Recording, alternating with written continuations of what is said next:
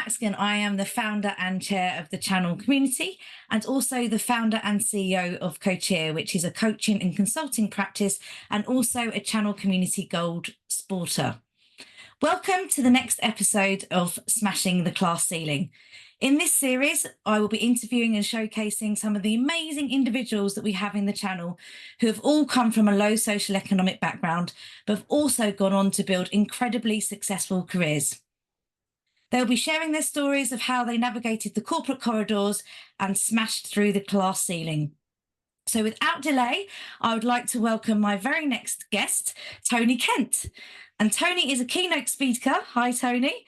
Toni is a keynote speaker, event host, stand-up comedian, podcaster, and writer, but also someone who is immensely passionate about social mobility. Prior to Toni's current career, she's also had an incredibly successful career in the channel, with her most recent role being at Microsoft. Thank you, Toni. Welcome. Thanks, Yvonne. Delighted to be here, virtually here together. Yes, and I also want to thank you for, inspiring me to create this podcast. I think, it's some of the conversations that we've had that made me realise more definitely needs to be done, and how more people like you sharing their story can only be a good thing to try and help inspire other people that it doesn't matter where you come from, you can go. So thank you so much, Toni, for agreeing to come on the show and share your story with us. It's all right, I'm excited. Fab. So I'm obviously very lucky to know you, even though we've only known each other quite recently, probably in the last 6 months, got to know each other even better. I've got a fairly good understanding of your background, which is obviously one of the main reasons why I couldn't wait to have you on the show.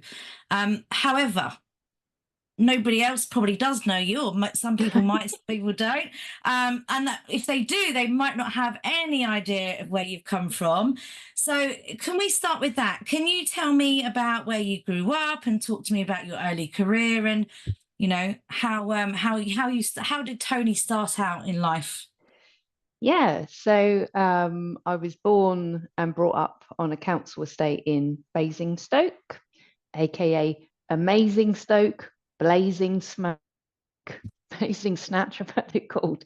And it was, usual, I think, in terms of what you would expect council estate to be like back then. So I was the next generation from the families that moved there as part of the London Overspill programme. So back then, I was born in 75.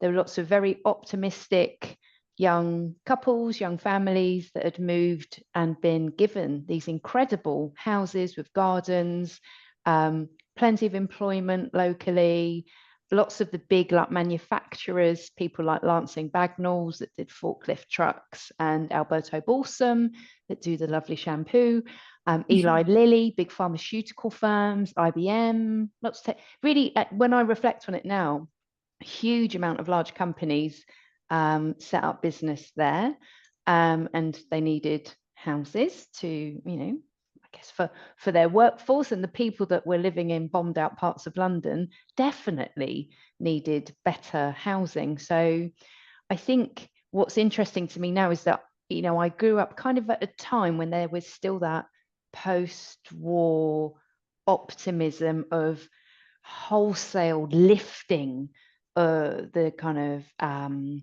quality of life of people, and everyone's houses were the same. So we lived in a 3-bedroom house, which was on a terrace, which was the same as the house next door, same as the house next door, same as the house next door, gate of people's, you didn't go in the front door, and the school was nearby. Most people did manual work. So my dad was a porter in an office, so not like a hotel porter, but you just sort of did odd jobs. And my mum often worked evenings cleaning or at Alberto Balsam. I was the eldest of 4 children that my mum and dad had, and it was just very sort of rough and tumble, very, very loud, very noisy. and I sort of realised we didn't have as much as other families when Right to Buy came in. So we weren't very political at all as a family. But I do remember that people started to change their houses, putting up walls around their front garden. So nobody's front garden had a wall. And then Right to Buy came in, and some people started doing it. And it was that signifier of money. It was like, Right. how come they've got a wall around their garden? And I used to joke about there was a builder, Les, had stone lions. What, have you got stone? Stone lions outside your Stone Lions, love terraced it. 3-bedroom council house. Um, and yeah, it was, it was fun. And then when I was 14, my dad got cancer and he died. And my youngest brother was 3 when that happened. And that really, for me, sort of looking back, that was a real sort of, I don't know if inflection point's the right word, but we went from working class, dual income, small dual incomes, but family altogether, 2 Yeah. parents, to single parent, reliant on benefits. My mum subsequently had 2 more children, remained single. My half brother's has got disabilities. We had social services involvement, and it became very, very tough. And my mum's mental health was in a very poor place. So it was that kind of thing of when people look at council estates, they might have an opinion that it's all like this or it's all like that. But actually, we had a real mix of people with money, people with precious little. We went from having some money to very little. But there was that community, lovely Iris across the road would always give us that toilet roll. Go see Iris, get some toilet roll, sugar, milk. If I went to the co-op, I could say my mum's going to pay you on Friday. That would be all right. One of the other local families would look out for you. So as much as they were all talking about you, because they'd be like, oh my God, look at what's going on there. People did actually look out for you and understand what was going on for you. So there wouldn't be as much, there's a lot more understanding and a little less judgment, I think.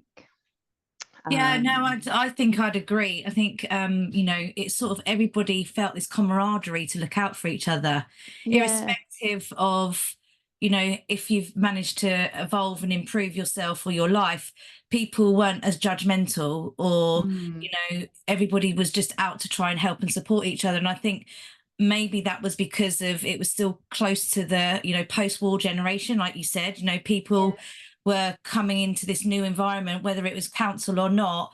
yeah, So no, I agree. I think, I was, not too dissimilar. Grew up in a London overspill town. Didn't have the companies that you've mentioned, but mm, we did have this sort of community around people. A lot of people come from the same situation, so you yeah, would look out for each other. It's almost like you're creating a town in your own.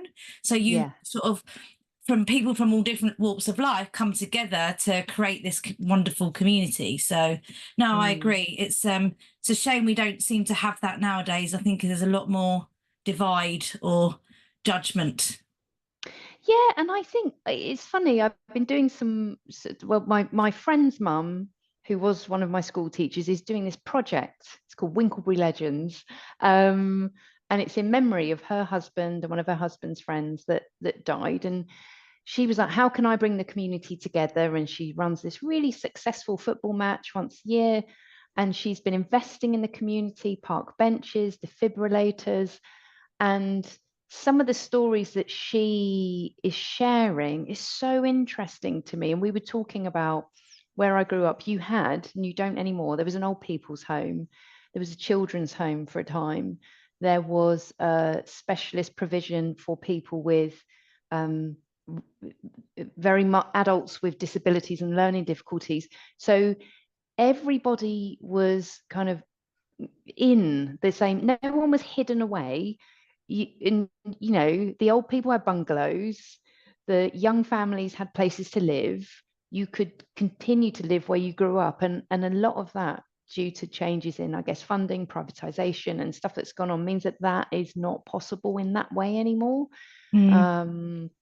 Yeah, so, but just quite interesting. And she did say, actually, there were some parts of where I grew up where actually a lot of the families had come from the same parts of London.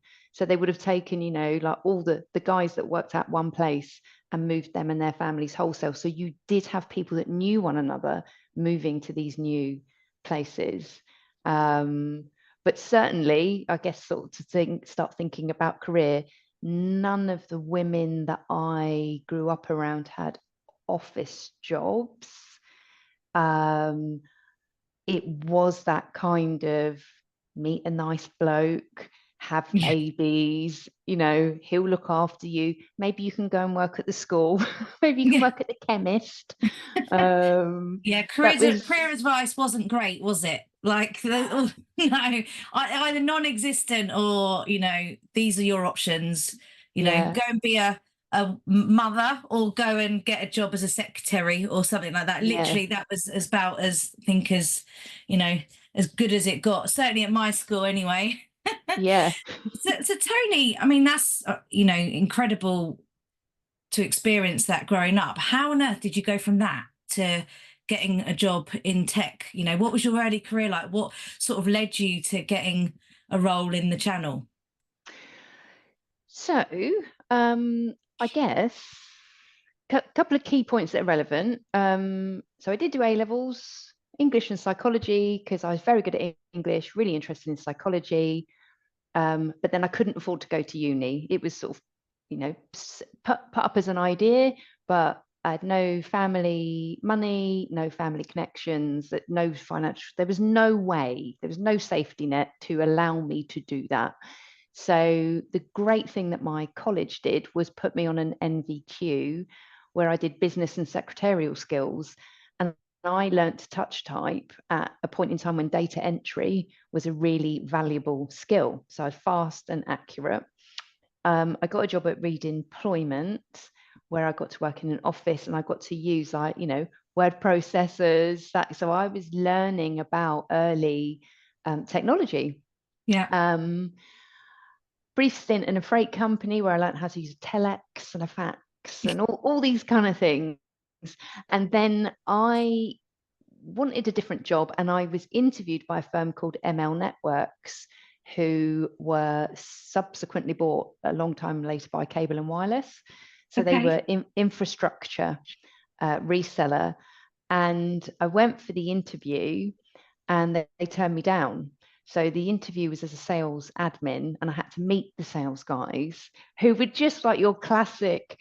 They're like Chris and Darren, and they'd be like, big order round the corner, and they're like, one of them got a new free series that's going to take it sideways, going to take the car sideways. They're very much like that.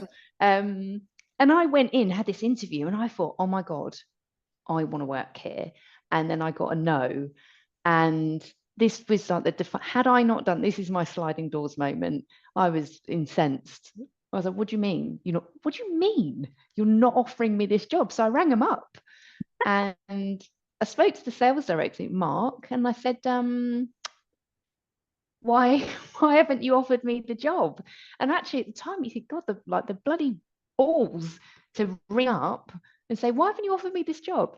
And he said, oh, I'm actually, I admire your tenacity. And the girl that we hired, because of course they're going to order a girl to do sales admin, they said she didn't last. Do you want to come in?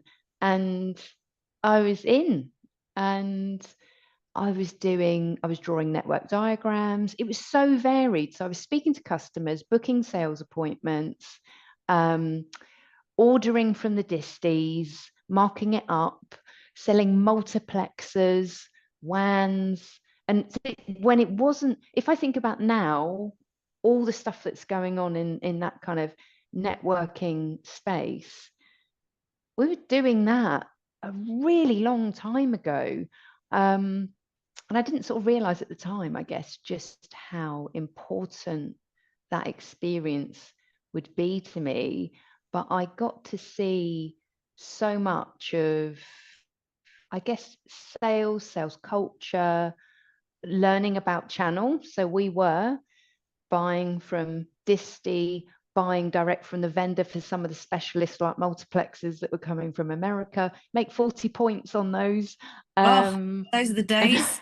I know, it's like, and as a sales admin, I was earning a lot of money because I would get a percentage of the team's commission. So, but I really, really wanted to be a salesperson in my own right. And we had a new sales director come in, and he decided that he did not want saleswomen. He said, he called in, there was me, there's this woman, Nikki, who is a very successful sales leader in IT today. And there was a couple of others that he called in, and he said, I want you to do telesales. And we went, excuse me? We're like, what? No, we're going to be salespeople because that's our trajectory. And he said, no. Okay, Joe. So we both left. We're like, not having that. That was the first sort of outright sexist thing that sort of happened to me in my career. And so then I went to work for a desk reseller in, oh God, out near the tarmac factory. I can't remember where it is. Feltham or somewhere. It'll come back to me. Anyway, did desktop sales, did not enjoy that. The company was in the middle of going bust. And then I worked for Mentor Graphics. So I did that I did resale networking, resale desktop. Then I got to work for a vendor. It was a CAD software company. So then I'm getting vendor and software experience. And then I went to work for a HR and payroll software provider, WA, who got bought by Great Plains, ERP or accounting software, who got bought by Microsoft. So I did that kind of what some people might call, you go maybe disty reseller, you can move yourself around. And the end goal, I think for me, was to work at a vendor, because I went to Microsoft offices and went, oh, I've arrived. it was. I was like Yeah. that. I was like, hello to everybody. Hi, hi, hi. I love it. Oh, that's the story you just mentioned about the sales director saying he doesn't want a woman being in sales. Not quite the same, but when I was in sales, I was a sales coordinator on YTS. Well, I had been on YTS. Then my permanent position got to be a sales coordinator. I got a promotion. And I realized that I wanted to get into sales, but I worked for a car sealants manufacturer. So to get into sales for them, I would have had to become like a chemist, because it was all about understanding the chemistry. But we also owned, so we were part of a big group called Henkel, and they make Schwarzkopf, all of the beauty Nice. products. And I was like, well, I want to go to sell in the, I want to go into sales and to sell cosmetics. Why can't I go and do that? They're like, well, you're too good at your job, you're not leaving. So I was like, sorry, I think I will be. For the same reason, they'd like to keep you in your role that you're doing. And anything outside of potentially, to progress. It's almost like stay in your place. That's where you're. Even though it was a compliment in one regard, it was like, you've basically just telling me I'm never going to go anywhere because you're going to keep me in this job. And it's mad, isn't it, that people feel that they can do that? And you reminded me of, I went for an interview actually at, well, they were Computer 2000. I mean, this is long enough ago that I can say this. It was a long time ago. So, I mean, God, 20 years ago, way back when. But I remember going for an interview, I had to walk across the sales floor, which was terrifying, because people would look at you and you know what they were doing. They would score the women that walked through, because, what's going to happen when you've got a room full of like 21-year-olds who are all like, highly sexed. for want of a better term. But I went in and they said to me, how much are you getting paid at the moment in the interview? How much are you getting paid? And I might have been on something like 18 grand, something like that. And the guy said, I don't believe you. I was like, excuse me? He said, I don't believe you. And I couldn't, I was astonished that I was spoken to like that. And he said, well, look, the money here is, I don't know,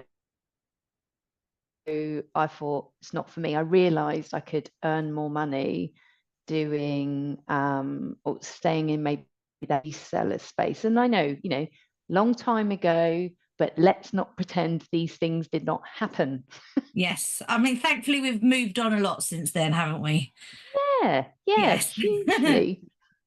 But yeah, no, it seems, I think, all of these situations are what, they can either hold you back or they can drive Yeah, you forward. And I think both you and I have used it as an opportunity to prove a point and try and use it to sort of, say, no, no, that's not what's happening. We're going to prove yeah, to you that we are capable. So, yeah. no, good for you. So that's how you end up at Microsoft, which is quite a story. So you had quite a interesting career navigating various different positions in the channel, which obviously gave you some great Yeah, experience. yes. What do you think are the biggest challenges that you've faced on that journey, and how have you overcome them? So I made some notes because I thought about this. So the sexism thing did happen, definitely happened. I don't want a woman doing this job. We're not going to put a woman in front of this customer. Um, Women generally don't thrive in this sector. So that definitely happens. Um, there was, I think, for me, I was quite naive in lots of respects. I probably put people on a pedestal because of their seniority. Hmm. Just thinking, oh, well, they've got that job. Well, they must be a really great person. And sometimes they're not really great people. And do you think, Um, just on that point, do you mm. think that is because you were different from, do you think that's where something like your class may have impacted you, or do you think that was something else, why you thought that? Yeah, I do think so in a way. There's obviously, how we're wired as people, but I think for me, when I was faced with someone that was outwardly successful, let's say, and I'd be thinking, how can I do that? How can I learn from them? I always viewed myself as being junior to them, Right, got you. which is not the thing that amazed me actually when I left Microsoft was the conversation peer to peer almost instantly. Because I think probably for me, I felt you must operate in this hierarchy if Mm, you want to get on. But nobody had told me that, but I didn't have some of the soft skills. And I think this does become a class thing or the access to role models and education that you have. I didn't know how to maybe challenge an opinion without getting very het up about it. Sometimes I would feel really personally sort of upset or slighted, or I've got the wrong answer and now I'm going to get fired. And so there was a lot for me that I think maybe I don't know if maturity is the right word, but I think I was naive. I think I really was naive in lots of respects about kind of working relationships in that maybe corporate space, which is quite different, I think, from the rough and tumble of being in a sales team. yeah. So there was a bit of that. And a couple of things actually. I was thinking about my education. So I applied for a couple of roles in marketing, which I was unsuccessful because I didn't have CIM, like Child Institute of Marketing. I didn't have any marketing qualifications. which was a real shame and really interesting, because actually there's a lot of stuff I do today where I ghostwrite and I create content, and I am a good marketer, but I have no training. Um, so the things that have helped me have been overwhelmingly great mentors and asking for help. So being able to kind of have really honest conversations with people, building trust. One of my most powerful, I think, advocates and mentors when I was at Microsoft, his background's very different to mine in terms of the resources that he had access to and the education that he had. Yeah. But he completely got me. He completely understood where I was at. And he was like, think about how you navigate this. Or actually, some of the women I work with too, there was a couple of managers. One of them, Amanda, love her. She was so good. She's like, Toni, seriously, we're going to sort these few things out, or your pay isn't where it should be. Let me help you with that. So I think some really good managers, really great mentors. That was sort of what helped me overcome Yeah. those challenges. Yeah. Yeah, and it's not too dissimilar. I think it was highlighted. So I'd always worked for sort of when I started the world in IT, I'd worked in much more smaller organizations, less corporate, more dynamic, entrepreneurial, where flat structure, you just get stuff done. And then we got acquired by a big, large global corporate, being CW, and it changed overnight. It's because they're very different, both being American, but also being publicly listed. There's this sort of unwritten, it's very hierarchical in terms of everybody stays in their swim lane. There's it's sort of about, social etiquette becomes more important. Which was all a massive learning curve for someone like myself, who'd managed to get away with being just all very authentic for a good part of that. But then somebody did reach, said, look, you need to be more confident. And to your point, I just lacked that. Even though I had the ability, you self-doubt, because you put all these people on a pedestal because they've got these big jobs and these big offices and these big titles, and actually they're just humans. And I think it's not until you step out of that you're more appreciative of that type of scenario. But it's just having those people to help, sponsors and mentors. It's one of the reasons where the channel community was born, because unless you work in these big, large corporates, you very rarely get access to these types of people, which is such a shame. And actually, because one other thing that I feel is a class thing and a gender thing is that I didn't have some of that language around things like sport. So if I was hosting a board dinner, I couldn't talk about the things that the mostly male board members were talking about. So they're talking about the cricket, the rugby, golf, football. And I knew women who took up golf so that they could, and actually, I know men that do it as well, did it for business reasons. Yeah. But there were areas that I felt like a fish out of water because I didn't have the same touch point. So I had to work a bit harder on an individual level.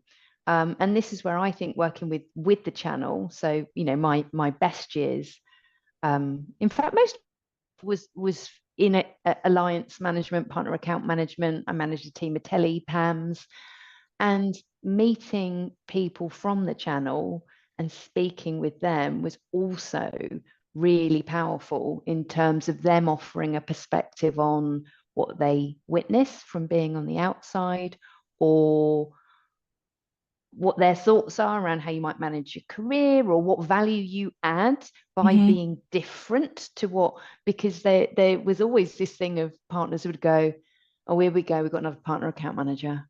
Great. They're all the same. And so if you can actually be the one that's different, that stands you in really good stead, makes you memorable, hopefully for the right reasons.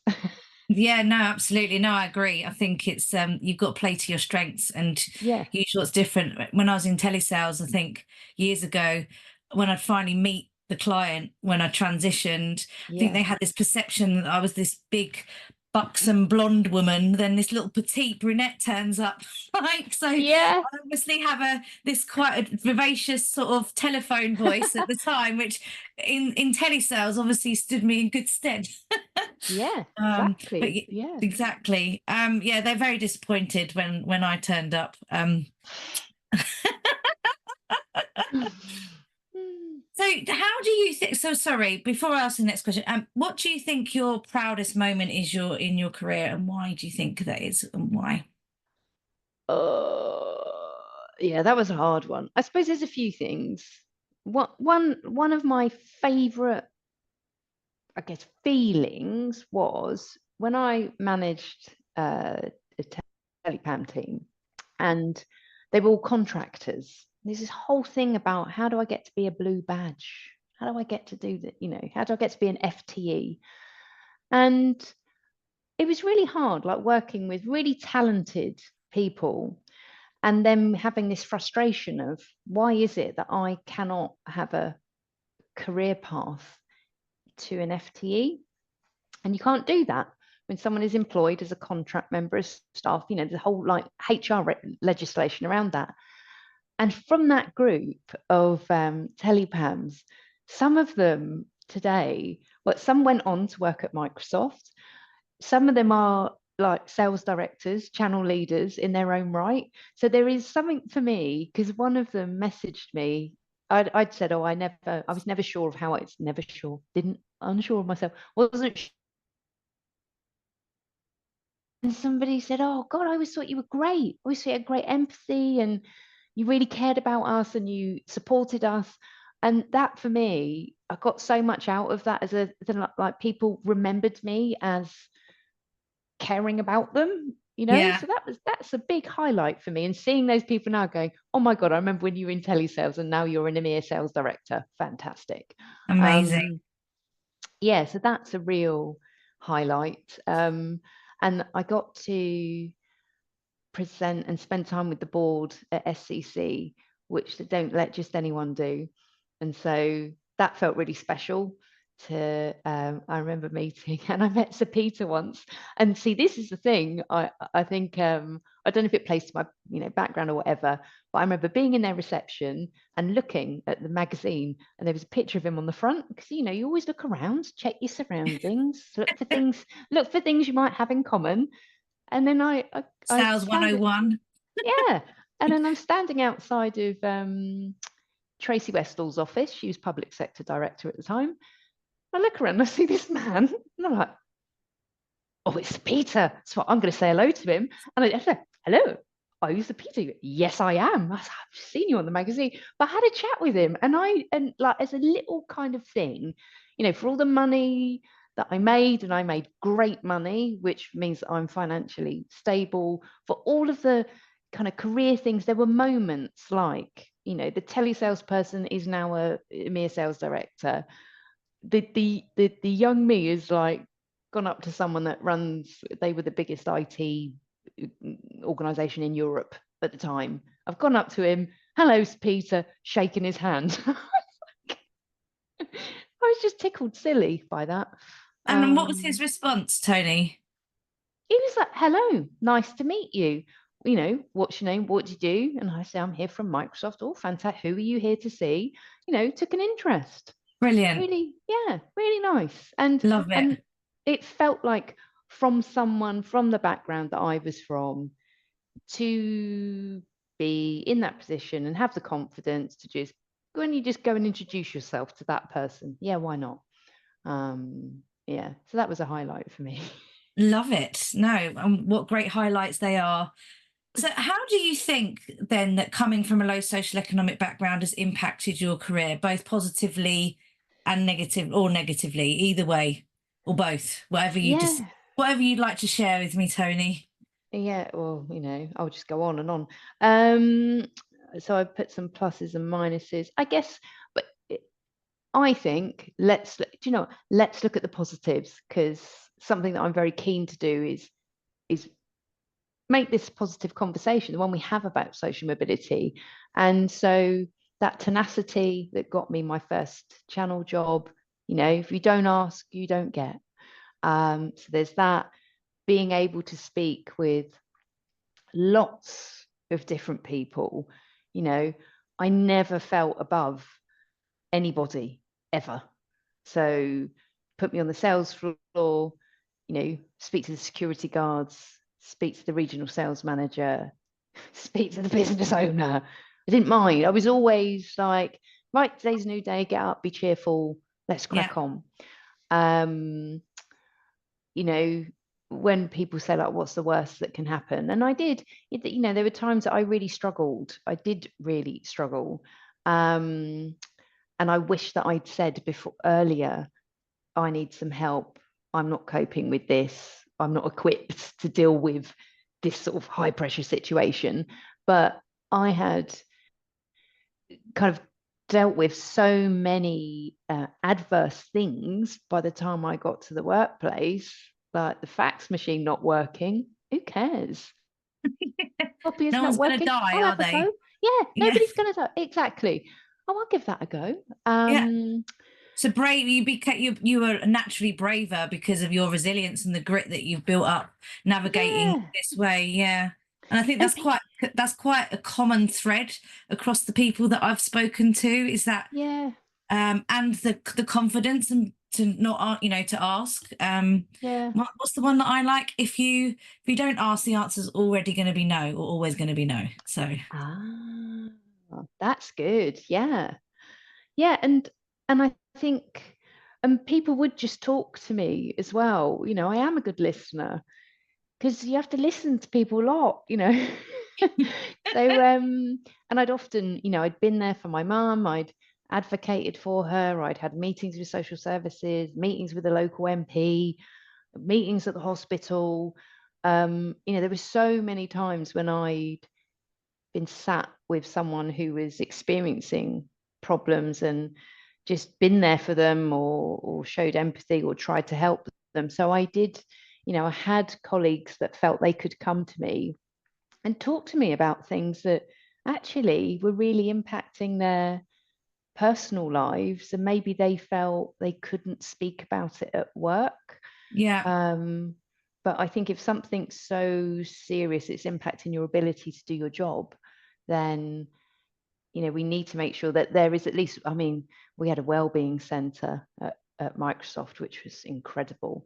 And what was really interesting actually was that the doctor there, I'd gone to see him because I had digestive problems. And he said, this is stress, Tone. He said, and I tell you what, a significant number of people that come here presenting with physical, you know, issues, it's stress. And I think we're all like we were just like internalizing it, going, oh my God, I can't speak to anyone. So when you actually feel that you can talk to a colleague, someone that you trust, it does make a difference. yeah, no, absolutely, no, that's great. And so, knowing what you know now, Mm. and also all the amazing things that you've achieved, what would you say to a younger version of yourself? Um, yeah. God. Oh yeah. Okay. So there was a great piece of advice I had actually, um, was choose your battles. I think that's one. Like, you know, really think about what you want to get heavily invested in, what you want to fight for, what's important to you. So I think that was quite an important one. And probably to be, I mean, overwhelmingly, I mean, the top line message is, bloody Elton, you won't believe it, you're going to go to Niagara Falls, you know, you're going to go to Seattle, going to go to Fargo, weird place, you know, you're going to travel the world for work, you're going to go business class and drop, oh my God, got upgraded to business class. And this is the thing about networks, I was going on to a big conference with my manager, but I knew someone that worked on closeout for BA, and she saw that I was on the flight and upgraded me and my my boss. Oh, So it's wow. so my Did you network get a was pay powerful. rise? No, No. no, I didn't. Hang on a minute. But oh my God, we would get, and this is, I guess this is the thing, like, there are times when you think, oh, I shouldn't be allowed to do these things overhead, and a pot of moisturizer fell out and dropped on the lady who was sitting underneath that. You know, when you think, I really shouldn't be allowed in business class. So I think, yeah, I would say you're going to do amazing things, enjoy, every opportunity that comes your way. But yeah, maybe like choose your battles would be a kind of key one for me. But I think I always knew, and I guess this is the thing, I wonder if you're the same, like I did always think I can do this, I could do that, I could speak to that person, I'll find something interesting to do. I'm always looking for, that exciting, shiny opportunity. I think that Yeah. comes down to the independence that you have at a young age Yeah, because you bring yourself. I joke that me and my sister joke that we brought ourselves up. That's because both our yeah, parents were working, but yeah, also, you had to figure stuff out. There was no one telling you what to do. So if you didn't yeah, figure it out, that you wouldn't do it. So I yeah. think, and we weren't conditioned in the same way. We sort of no one's told us what we couldn't do. They didn't show us what we could do, but they also didn't say we couldn't be this or we couldn't be that. So there was no limitations, I Mm, think. Certainly from yeah. my perspective, and it sounds very similar from what you experienced as well. So I think there are a lot of positives that I think we've both experienced because of our upbringing, and that Mm, those are some of them. yeah. Yeah. And I guess probably I'd say, you don't have to fit a mold. That would be, maybe a bit of advice. Because I did for a bit Yeah, think, oh, I need to act. And you have to be professional. I guess you do have to be professional. Um, but you don't have to have the same the same haircut, yeah, or the same no, shoes, or yeah, because it is your difference that makes you interesting. And my mentor had said to me, he's like, I can tell when you're doing something that plays to your values. I can tell when that, it really aligns. And so that was something that I learned to be more aware of. It is that thing of, what is it that's really important to you? What is it that you really love? It's okay to go, I'm not going to do that thing because that's not where my strengths are at. Um, yeah, but it's such a great place. It's such like the IT channel for me.